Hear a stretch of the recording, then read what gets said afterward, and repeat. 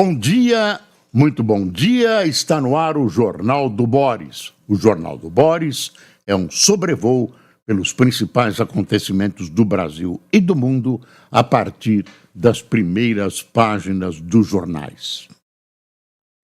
Hoje é o dia seguinte, o day after, do pacote lançado pelo governo com o intuito de um corte que se faz necessário para a manutenção das estruturas da nova economia criada pelo governo Lula. Pelo jeito, tudo indica, foi um tiro no pé. Um tiro no pé, basicamente por quê? Duas coisas. Primeiro, o pacote é fraco. O pacote, se esperava mais desse pacote.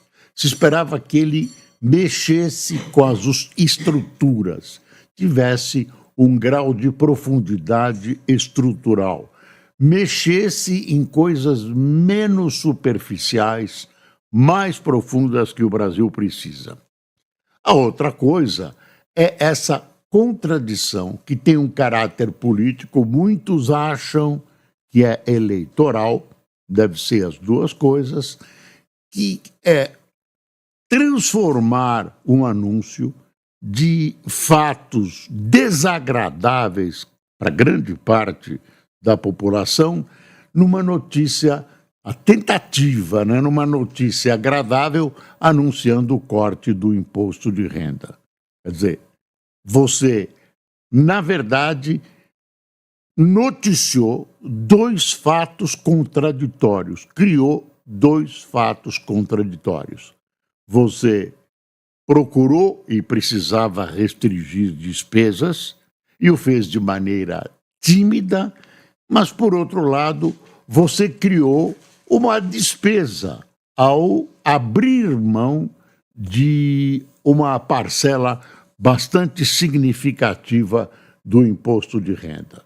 Não dá para aguentar, ninguém é bobo, o mercado, as pessoas reagiram de maneira a demonstrar a sua decepção.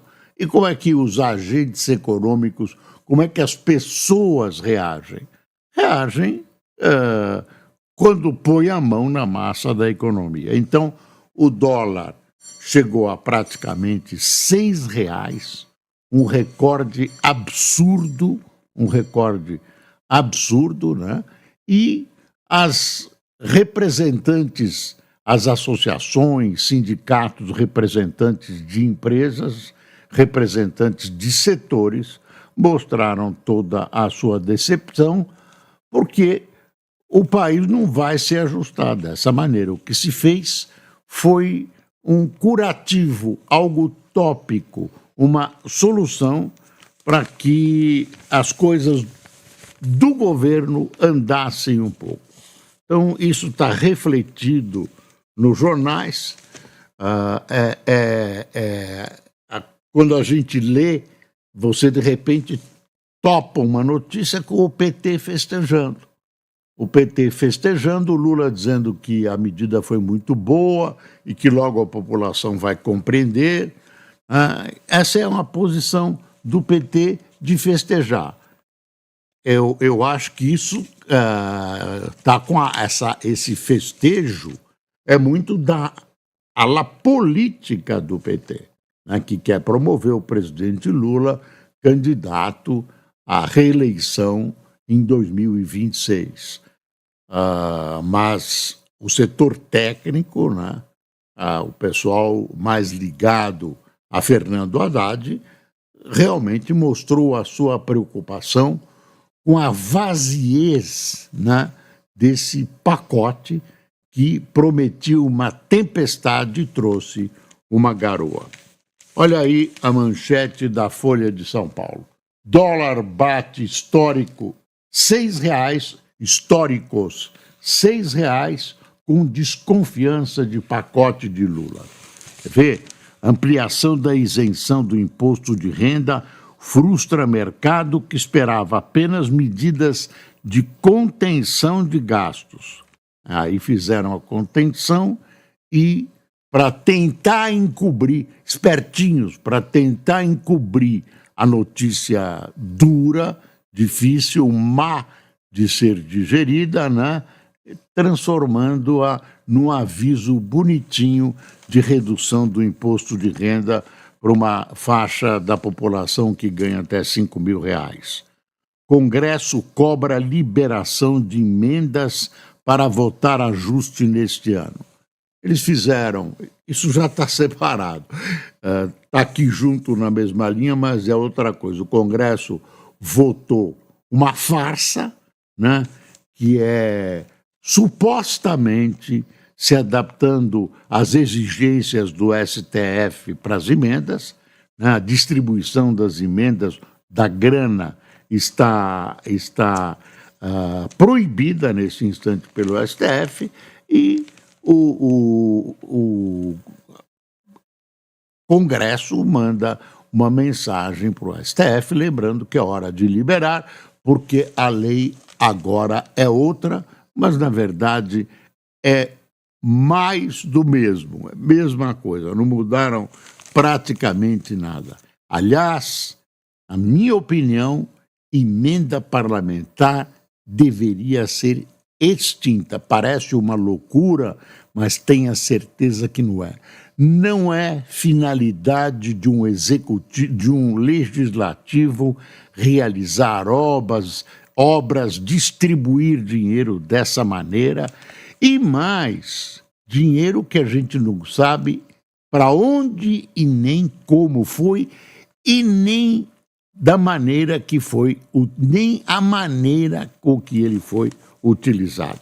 É um horror, isso é uma vergonha, isso é uma vergonha. Vamos voltar à vaca fria. Deixa eu ver o Estadão, está aqui. Os jornais todos dão o mesmo tom, né? Dólar bate em R$ 6 e pressiona governo por cortes efetivos. E aí, na linha fina, que é isso aqui, ó. Isso aqui. Haddad diz que não há bala de prata e pode voltar ao presidente Lula. Quer dizer, ele está dizendo o seguinte: pode ser, não é bobo, né? Ele tem os números nas mãos. Pode ser que essas medidas sejam insuficientes para manter vivo toda essa planificação do governo, para não extrapolar números, né? Enfim, ele está dizendo que pode voltar ao presidente. A informação que se tem é que, colocadas as duas opções, né, publicar ou não publicar agora essa questão do imposto de renda, só publicar a parte tida como ruim, né? Você tinha essas duas opções e a decisão de publicar as duas juntas, de publicar providências contraditórias foi do Lula. Enquanto você esperava um pacote duro, né? Um pacote para resolver problemas, né, gastos excessivos do governo, alguns até sem culpa do governo, porque o crescimento do orçamento é vegetativo, com promoções, com elevação automática de salários, etc., etc. É todo um mundo. Então, várias coisas não são culpa do governo. Outras são, porque é um governo gastador. Então, a ideia, o Lula que acabou optando por essa posição e pronto. E aí o Fernando Haddad, que sai desgastado, diz que poderá voltar ao Lula, né, pedindo mais medidas. Vou dar uma lida aqui para você. Coitado do Haddad, aparece naquela transmissão nacional de televisão e rádio, de rosto limpo, anunciando uma medida que é uma medida importante, até justa, de redução de imposto sobre salário até R$ 5.000, mas, na verdade, isso era uma cortina de fumaça para esconder. Ninguém é bobo, as pessoas perceberam, uma cortina de fumaça para esconder as medidas mais duras. Aqui o Estadão, em meio ao ceticismo sobre o pacote de contenção de gastos do governo e a escalada do dólar, que ontem chegou a ser cotado a R$ 6 e fechou a R$ 5,98, alta de 1,29%, o ministro Fernando Haddad,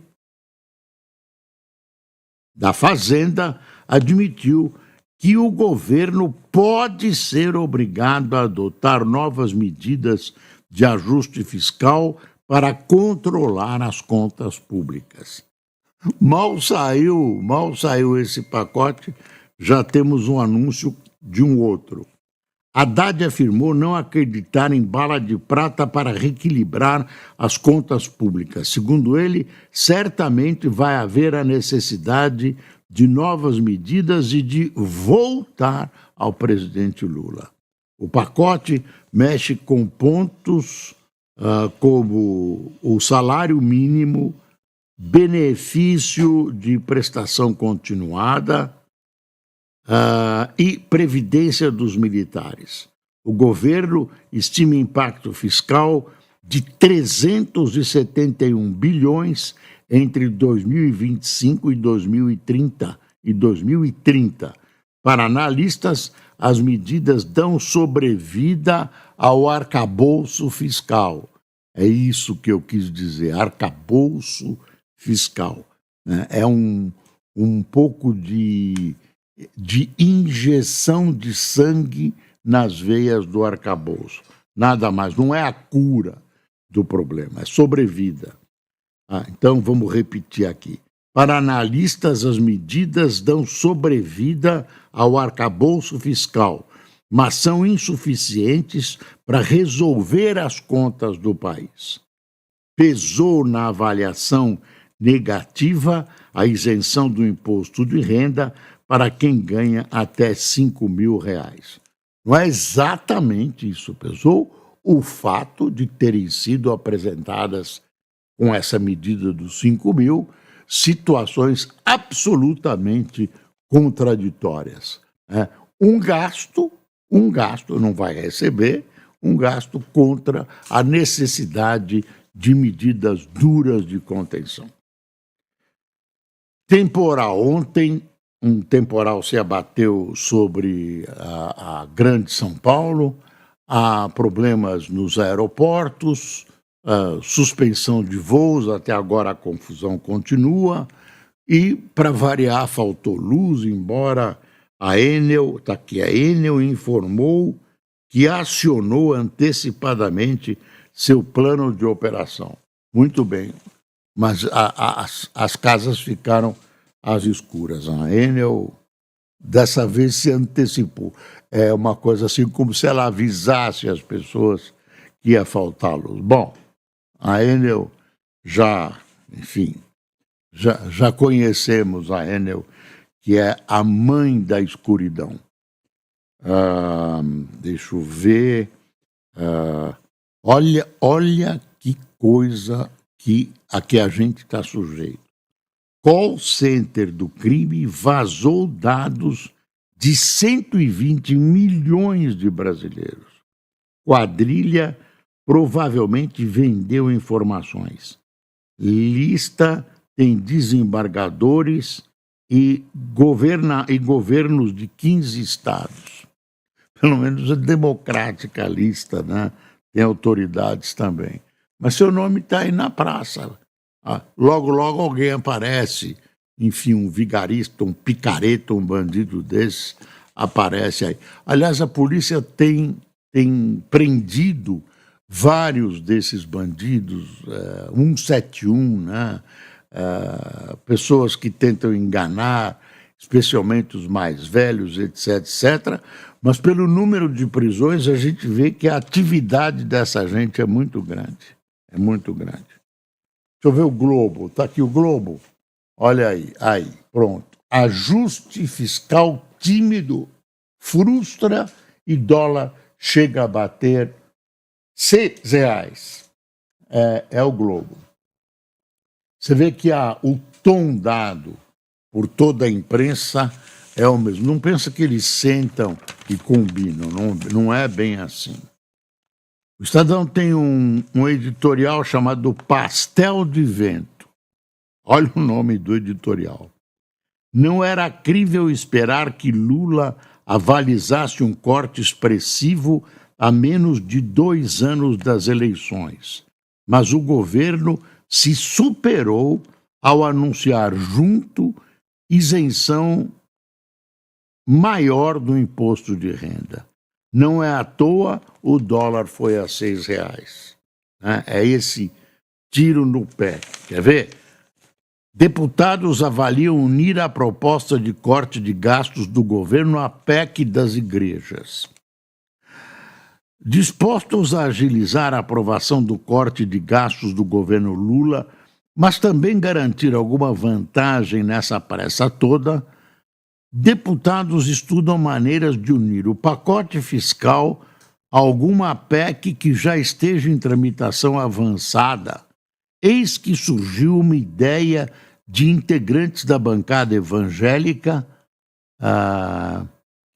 que integrantes da bancada evangélica chamam de ganha-ganha. Juntar o texto do governo à proposta que amplia a imunidade tributária das igrejas. A PEC das igrejas estava prestes a ser votada em 13 de novembro, mas a sessão do plenário foi interrompida em razão do ataque do homem-bomba na Praça dos Três Poderes. Hoje, lideranças na Câmara avaliam como inviável a aprovação da proposta este ano, com o foco do Congresso no corte de gastos. A criatividade, contudo, começou a aflorar. Claro que vão beneficiar as igrejas, de olho no voto. De olho no voto, a igreja não tem que ter nenhuma diferença, nem devia reivindicar. Na verdade, quando você abre mão de impostos, você está subsidiando. Você está subsidiando quem ganha com isso. Deixa eu ver aqui. Trump não é o único problema. Outro editorial do Estadão. Convém se preparar para que Trump trabalhe incansavelmente contra a transição energética. Mas não dá para debitar apenas em sua conta o apetite global pelos combustíveis fósseis. Todo mundo fala contra os combustíveis fósseis, na hora H ninguém bota dinheiro para a transição, quer dizer, não se deseja uma transição tão rápida, ou, vamos mais longe, não se deseja transição nenhuma, pelo menos aqueles que estão usufruindo e felizes com os combustíveis fósseis. Aí vem esses problemas climáticos e nós vamos queimar a possibilidade de uma geração futura usufruir de um mundo que tenha o meio ambiente melhor. Olha aqui editorial. Vale a pena ver os editoriais, né? Porque a gente dá uma fotografada no quadro do momento. Olha a Folha. É a Folha mesmo. Lula funda pacote orçamentário com corte pífio. Medidas muito insuficientes e incertas para a contenção de despesas são ofuscadas por benefício de 35 bi no imposto de renda. Alta do dólar e dos juros prejudicará, sobretudo, os pobres e remediados, que são exatamente aqueles a quem se dirige essa ação populista dos R$5.000, né, de isenção do imposto de renda. E tem uma coisa sobre o aborto ilegal. PEC retrógrada coloca em risco o direito ao aborto legal. Querem acabar com todo o aborto, inclusive aquele já constante do Código Penal dos anos 40, do começo dos anos 40. Enfim, vamos dar uma espiada aqui. General enviou carta golpista ao chefe do Exército, que abafou punição. O texto foi encaminhado enquanto cúpula militar atuava para esvaziar relatório sobre urnas. Medo de reação de Bolsonaro fez comandante Freire Gomes recuar de castigo. Tá vendo? Era a primeira semana de novembro de 2022, quando o general da reserva, Mário Fernandes, decidiu romper os protocolos militares e enviou uma carta ao então comandante do Exército, general Freire Gomes. O texto foi enviado por meio de WhatsApp para outros generais também. O general está em prisão preventiva desde o dia 19, enfim, engoliram a carta naquela época para não criar problema, para o Bolsonaro não ficar bravo, etc, etc. Dá uma espiada o que acontece dentro do PT, eu estou voltando para o pacote. Fernando Haddad foi aplaudido de pé pela bancada do PT e membros do Diretório Nacional na noite de quarta-feira ao antecipar o pacote fiscal. O ponto alto foi quando disse que a ideia é tirar dos 100 mil para dar aos 100 milhões, sobre a isenção do imposto de renda para quem ganha mais de R$5 mil e taxação sobre rendas acima de 50 mil. A estratégia de unir esses pontos aos cortes neutralizou possíveis resistências no partido. Foi o maior gol político recente de Lula, diz Lindenberg Farias, futuro líder da bancada. Você vê por aí, né, como a bancada do PT está distante das necessidades da população. Aplaude um ato de propaganda, um ato eleitoral de propaganda, como se fosse um grande avanço para a população brasileira. É um tiro que está saindo pela culatra. Está saindo pela culatra. O Bolsonaro deu uma entrevista ontem e ele admitiu considerar refúgio em embaixada para evitar a prisão. O ex-presidente falou em entrevista ao UOL sobre a investigação da PF, entregue à PGR, que o indica como líder de trama golpista para impedir Lula de assumir a Previdência. Eu falei a Previdência, é porque está Freud explica a presidência. O ex-presidente Jair Bolsonaro admitiu em entrevista ao UOL a possibilidade de pedir refúgio em alguma embaixada no Brasil se tiver prisão decretada após eventual condenação pela trama golpista de 2022. Aí ele falando, embaixada, pelo que vejo na história do mundo, quem se vê perseguido pode ir para lá. Disse, se eu devesse alguma coisa, estaria nos Estados Unidos. Não teria voltado. Está se defendendo. A tese é dizer, olha, eu sou perseguido. Asilo cogitado por ex-presidente após iniciamento protege de perseguição, não de pena por crime comum. É um artigo do João Paulo Charlot, mostrando que não é assim como o Bolsonaro pensa. Lula coloca suas fichas na mesa com um pacote de medidas econômicas e leva um 6-1. Petista busca apoio perdido com isenção do imposto de renda para quem ganha até R$5 mil. Tem uma coisa que está na Folha, está em todos os jornais, que é uma coisa delicadíssima. Governo altera a posição no STF e pede derrubada do artigo do Marco Civil. É uma discussão que não termina nunca. Como é que você fiscaliza, como é que você neutraliza ações nefastas utilizando a internet, etc, etc. Você fecha de um lado e acaba errando de outro. A Advocacia Geral da União de Lula defendia antes caminho intermediário, com criação de novas regras que previam exceções para a aplicação da legislação, mas mantendo a lei como norma geral. E o próprio governo está aí feito barata tonta nessa história no Supremo. O governo Lula mudou sua posição no julgamento do STF, envolvendo a responsabilidade de redes sociais sobre conteúdo de terceiros.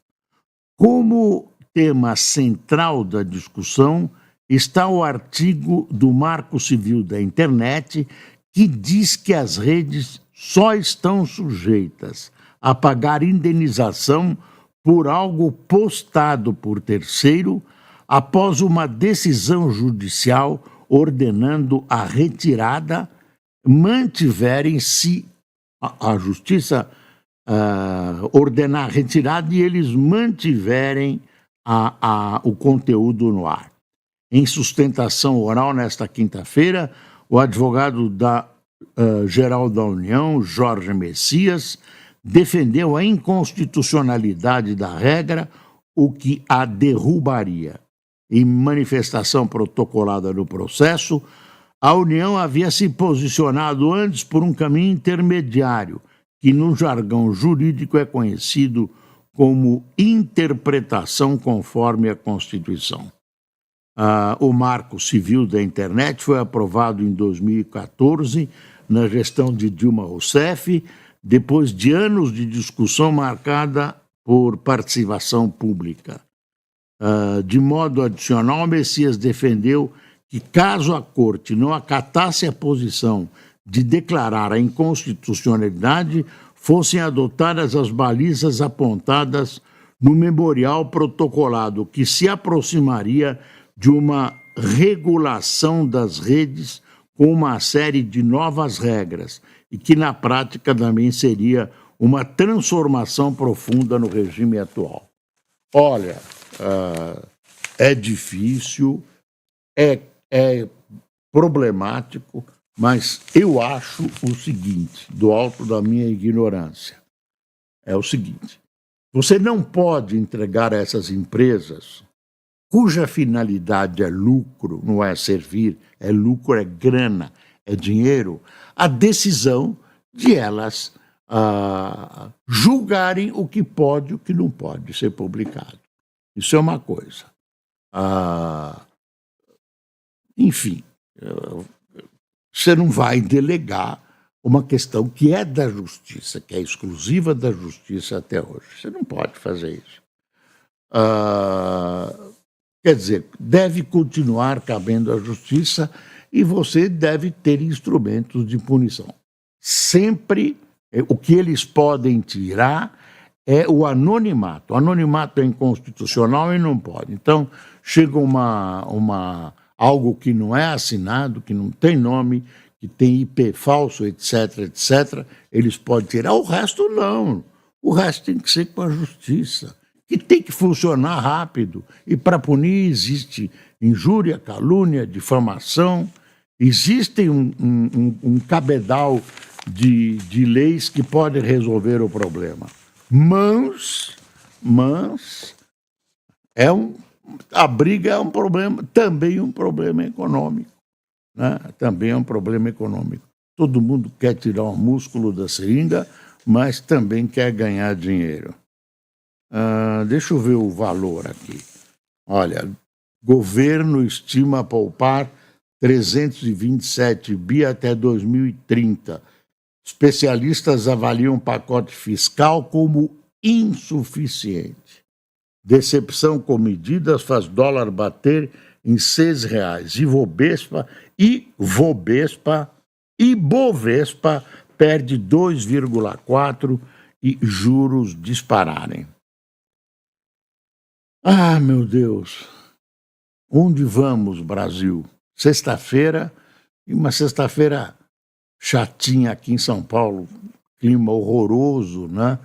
Está esfriando, e está chuviscando, está cinzento, e essa história toda, a preocupação com o país que não se acerta, é um país que, infelizmente, tem governos que estão muito atrás da história mundial. Estão lá atrás, estão no século XIX, se não for mais, hein? Quem tomou cafezinho conosco? Samuel Dantas, Gustavo Garreta, João Campanhã, Mazé Borges, Tânia Mara, Oswaldo Ivo, Haroldo Dias, Alexandre Aribe, Leonardo Delmondes, José Fernando, Graça Carvalho, Sidneia Beto, Marlene Queiroz, Renato Abdias do Recife, Neuci Comim de Caxias do Sul, Elmar Oliveira de Manaus, Alexandre Bartelli de Farroupilha e Ribamar Soares de Paris. Oi, Ribamar, tá aí bom? Tá aí bom em Paris. Bom, pessoal, muito obrigado por sua atenção, tenham um bom fim de semana. Temos que torcer para o Brasil, torcer contra o governo nessa hora é afundar junto com o barco do governo, estamos no mesmo barco, tomara que o Lula consiga acertar, Deus ilumine o cérebro do presidente Lula, está precisando, e eu desejo a você, repito, um bom fim de semana. Bom dia.